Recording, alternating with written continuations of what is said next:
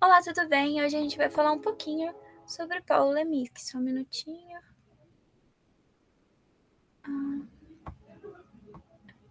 Aqui. Bom, Leminski é esse sujeito muito bonitinho aqui. Ele é um grande autor curitibano.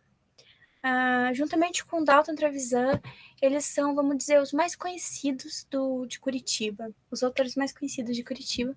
Dalton Trevisan, inclusive, é vivo até hoje. Então, Leminski ele é um autor contemporâneo. E ele também é um autor extremamente conhecido em todo o Brasil, né? Ele é esse sujeito bonitinho e tem esse bigode, que é a marca registrada do Leminski. Então, acho que todo mundo já viu um livrinho laranjinha assim, acho que desse tamanho, escrito toda a poesia Paulo Leminski, bem grandão, e com esse bigodinho. Infelizmente, eu não tenho ele aqui em mãos para poder mostrar para vocês, mas se você vê ele na livraria, você vai saber direto que é do Leminski. Então, Leminski ele nasce em 24 de agosto de 1944 e morre em 7 de junho de 1989, aos 44 anos. Ele morre extremamente jovem, de cirrose hepática, e ele era casado com Alice Ruiz, que é a grande editora da sua obra, a pessoa que compõe os livros, compõe toda a poesia do autor, reúne as poesias, enfim, revisora, né? Ele é um escritor, um poeta, um crítico literário, um tradutor, um professor. Então, ele é tradutor e ele, inclusive, traduz James Joyce, que é muito conhecido lá fora. Ele também escreve a bibliografia de um cara que ele é muito fã, que se chama Matsubashi. Não sei se eu estou falando corretamente, mas é um japonês, né? E, então, a primeira obra que Leminski publicou, ele publicou alguns textos, algumas coisas antes em revistas, mas a primeira obra de prosa, assim, que ele publicou foi Catatal, em 1976. Catatal é um romance experimentalista, tanto linguisticamente quanto narrativamente, e não é bem aceito pela crítica, né, pelo mercado editorial. Por isso, ele se dedica um pouquinho mais para as poesias dele, né, o que ele mais gosta de fazer. E é por elas que ele fica conhecido, através delas, né? Enfim, o contexto de criação da obra dele é o contexto de ditadura militar. Naquela época, o Brasil passava pela sua época mais escura, obscura, e não só por ser uma época triste, uma época violenta, enfim, mas porque muitas coisas que aconteceram naquela época a gente ainda não sabe. Ou a gente ainda não sabe realmente onde certas pessoas foram parar, enfim.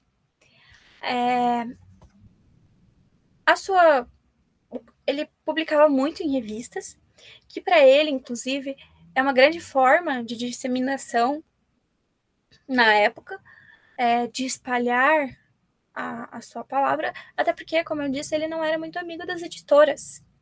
Ele é um poeta marginalia, ele é um poeta marginal, e ele fazia, logo no início da sua carreira, ele fazia um pouquinho mais de poesia concreta, então ele fazia o poema objeto. O que isso quer dizer?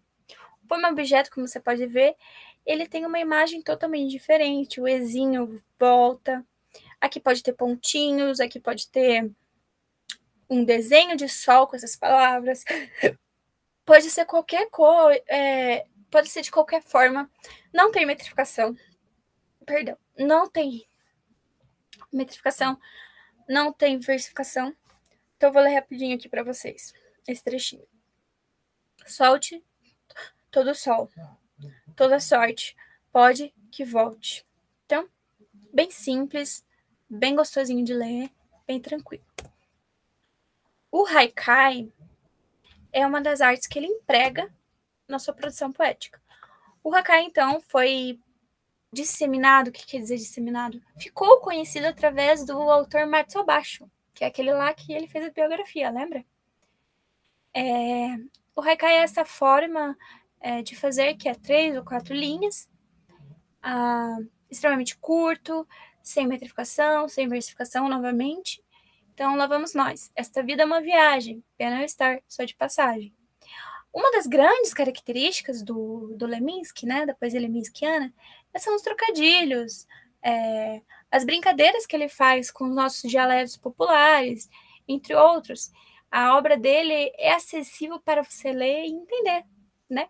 Não é uma obra difícil, é uma grande porta para você entrar na poesia, se você estiver interessado, obviamente. E aqui a gente tem um trechinho da poesia marginal. Então, o que é essa geração mimeógrafa? Lembra lá que eu falei que era publicada realmente em revistas? Essa geração mimeógrafa é chamada como tal porque existia uma impressora, assim, grandona, que era a manivela.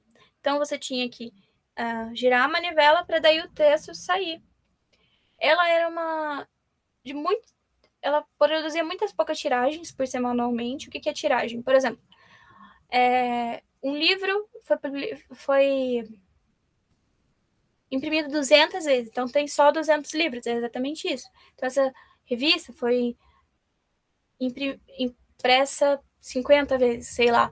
Então não era uma poesia que chegava ao grande público, apesar de ser uma poesia acessível. Até porque essa era uma forma de contracultura.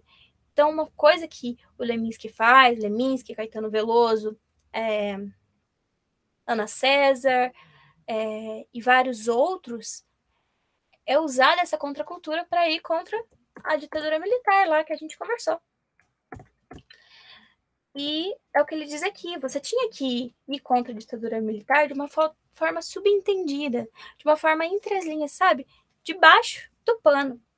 Então, quando o Caetano canta lá, Cálice, ele está fazendo uma crítica ao governo da época, enfim, mas ele não pode dizer, ser claro com o que ele está falando. Então, ele faz um jogo de palavras, que é exatamente o que nossos queridos autores da época e artistas da época faziam. Então, marginal é quem escreve à margem da sociedade, deixando branca a página para que a paisagem passe e deixe tudo claro essa passagem. Marginal, escrever na entrelinha, escrever no subentendido, né? Sem nunca saber direito quem veio primeiro, o ovo ou a galinha. Novamente, sem metrificação, sem redondilha maior, redondilha menor, e enfim, sem versificação, bem tranquilo, bem claro, com uma linguagem popular.